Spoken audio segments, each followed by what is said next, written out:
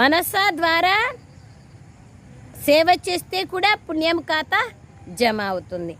వాచా ద్వారా ఎలా ఉండాలి? బలహీన ఆత్మలకు సంతోషాన్ని ఇవ్వాలి, అలజడిలో ఉన్న వాళ్లకు మహిమ చేయాలి. మనస్సు బలహీనంగా ఉన్న వాళ్లకు మాటల ద్వారా ఉల్లాస ఉత్సాహంలో తీసుకురావాలి. సంబంధ సంపర్కం ద్వారా వారికి మీ శ్రేష్ఠ సాంగత్యం యొక్క ప్రభావాన్ని అనుభవం చేయించాలి. ఈ విధి ద్వారా పుణ్యపు ఖాతా జమ చేసుకోగలరు. ఈ జన్మలో ఎంత పుణ్యాన్ని జమ చేసుకుంటారంటే అర్ధకల్పం వరకు ఆ పుణ్యం యొక్క ఫలాన్ని తింటూ ఉంటారు. మరియు అర్ధకల్పము మీ జడ చిత్రాలు వాయుమండలం ద్వారా పాపాత్మలకు కూడా పాపాల నుండి ముక్తులను చేస్తాయి. పతిత పావనులుగా అవుతారు.